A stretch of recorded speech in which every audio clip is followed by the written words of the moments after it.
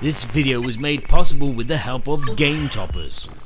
Upgrade your gaming experience with a Game Topper.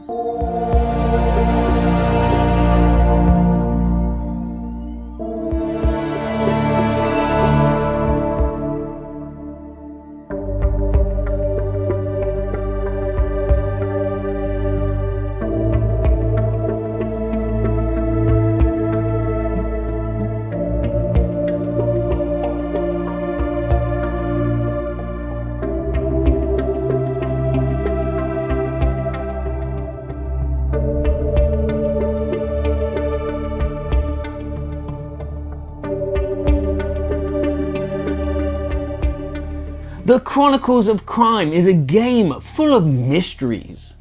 Mystery number one is this a glorified choose-your-own-adventure book? Or is it a murder mystery weekend on your tabletop? Mystery number two, is it really a board game? Or is it a game in the palm of your hand on an app? Mystery number three, is this game really a big cooperative team game, or is it just a solo game? And mystery number four is, where are all my cookies gone? Let's try and solve some of these mysteries, shall we?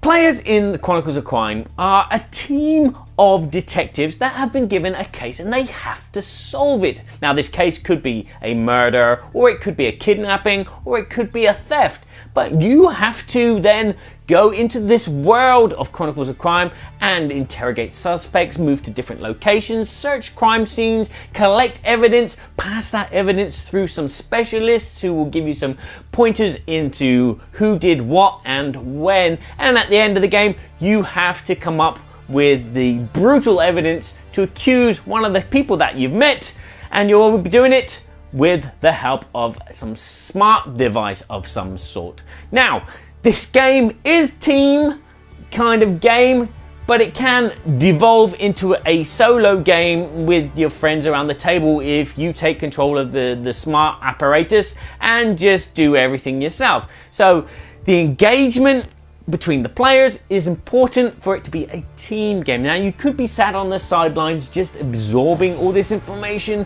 as it comes out, what so-and-so said and where they were and what this clue points to. And then you can interact and give feedback and say, well, wait a minute, I think it's this. This is where the fun of the game is. This is where the crux of the game is. It is this team building exercise where you are talking and puzzling through a case with everything that's been thrown at you from your phone. So yes, it's a team game, but you can play it solo.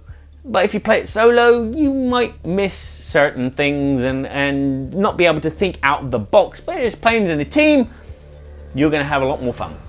The game comes with a selection of scenarios, and each scenario will start off with the bare minimum. You might be told to go to a location and look around the location to find clues, or you might be told to go to a location and talk to so-and-so there to find out more. Talking to a character is very simple. You scan the barcode on them and that will open up a dialogue with them. If you want to talk to them about something else, you need to scan that something else while you're talking to them and they will tell you. It's a very simple system, very logical and self-explanatory. Then you might want to go to another location. If you've discovered that there's another location, you'll scan that location. Everything has a QR code on it, which means that you can scan this, scan that, and have all the information thrown at you. Now, talking about the scanning, most of this game is scanning, whereas in like other board games, you're moving a piece or rolling a dice. In this game, it's scan, scan, scannity, scan, scan, eggs, bacon, and scan. Or is that spam? So at the beginning of every game, there's going to be a lot of this tedious scanning, but this is necessary to get to the stories, and the stories are well written and well crafted. There's no long pieces of dialogue as some evil genius reels off their plan and how they almost got away with it without those pesky kids interfering. And everything is in just these nice bite-sized sentences, and all the clues are there, and everything that you need is in those small sentences. And this will build a picture of the intrigue and intertwining stories between all the characters and how they relate to each other. And it's at that moment that the game moves away from this and actually moves to the table itself as players discuss all of the ideas and, you know, what they believe is actually happened in this crime. And it's no kind of like mind-bending Matrix kind of crime. They are kind of like very soap opera-ish crimes where, yeah, they did it because someone else stole their sweets, you know. So far you're going, well, this is a storytelling game more than an actual game. Well, there is a slight game element in the actual game where all the players will participate at the same time. There are certain parts of the game where you can examine a crime scene. When I say examine, it's in the actual world of Chronicles of Crime. One player will get to either don the 3D glasses or scroll through the app and look around a crime scene and kind of shout out all the things that they see, which they could be potential clues. While the other players will have this deck of clue cards, which have these vague kind of expressions on them, like tableware, firearms, gardening tools, and bottles. So one player will be shouting out, "Oh, I see a spade." And then everyone will be going through their cards and going, "Oh, what could a spade be? Could it be in boxes and packaging?" No, but this vagueness is great because in one scenario, the books and magazines might be important or might not be important. Or bags. It might say bags, but it could be a sports bag. It could be a handbag. It could be a luggage bag. It could be a body bag. Anything, and that works really well. And that's like the only kind of real gaming element in the game. Unfortunately, they didn't carry that through with the experts. You have these experts which you can scan the QR code and ask them for advice about a clue or about a person. But that could have been a mini game inside the app as well, which would have been a bit more game to the game. You know, the hacker could hack someone's account and you do a little puzzle which hacks a password, or the scientist where you examine things, and like CSI, you're scrolling through the DNA or something, or you're looking for a trace of DNA on a piece of clothing.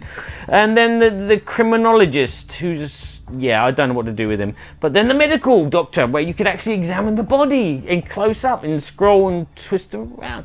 Yeah, it might have been a lot more hard work programming on there, but it would have added a bit more game to the game. Now, apart from being the fun part of the game and examining the crime scene through the 3D world, there are other things that the app does.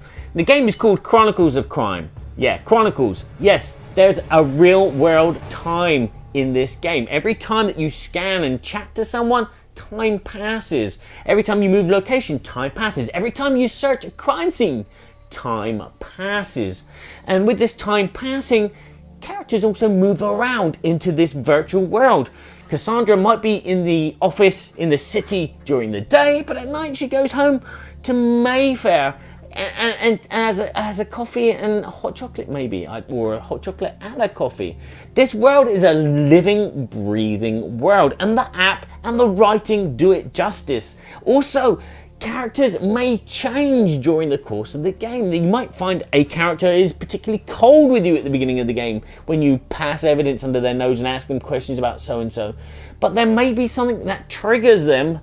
You might find something personal of theirs, and then they change their story and they open up and then they give you everything that you wanted, or vice versa. This game is alive due and thanks to the app and the storytelling. People might disappear. You might not be able to find someone because they've run away, because they think they're a suspect, or they are the suspect. People may die. Removing a character from the game entirely. Sometimes during the course of the game, you might come to a dead end. You might run out of leads to follow because you've missed some clues or you didn't pick up on bits of information. But the app does two wonderful things that helps you out in that respect.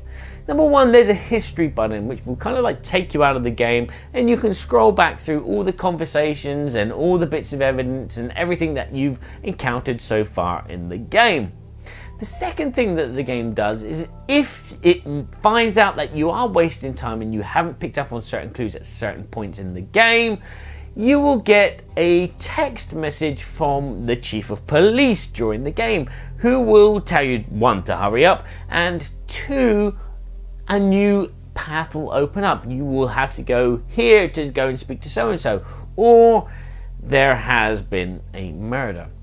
Another thing that the app does, but not so well, is it does music to kind of like generate an ambience, and it's repetitive, and I composed it.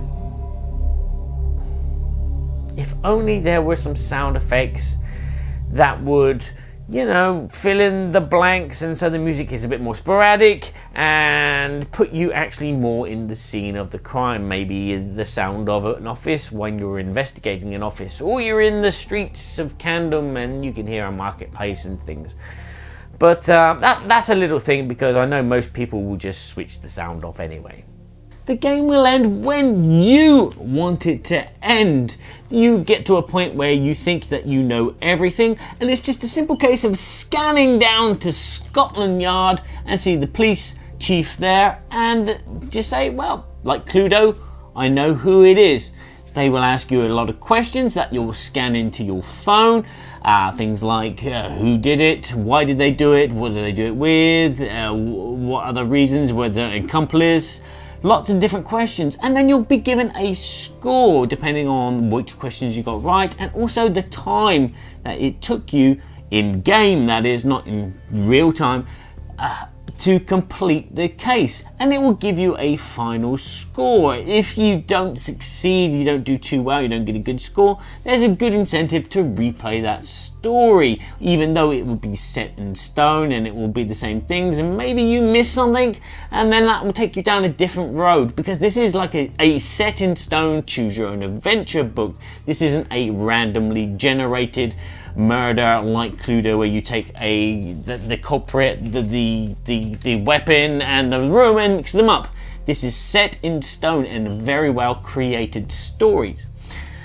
On the other hand, if you complete the story successfully, getting everything right in a good time, that's it. That story is done. You can't come back to it. The replayability is nearly zero, because you know the outcome and you know how to get there.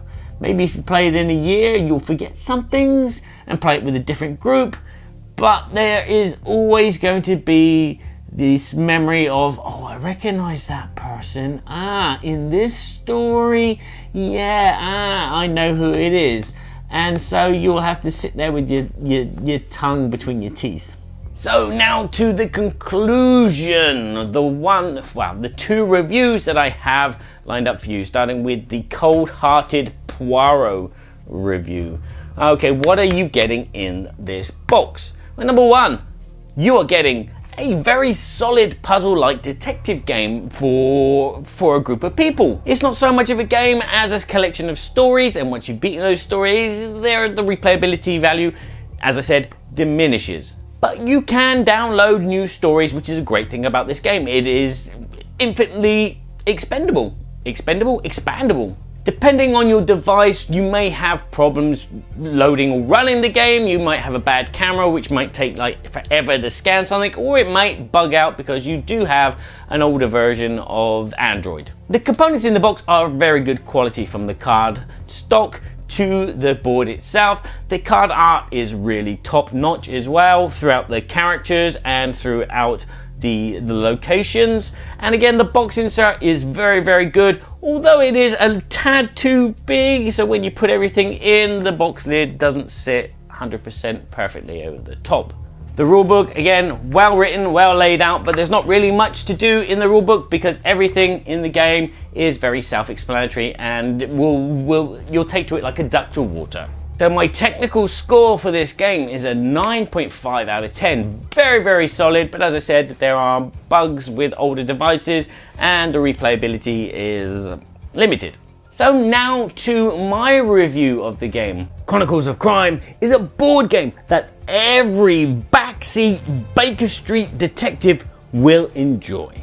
I love this game. It is really, really good. This game is my cup of tea.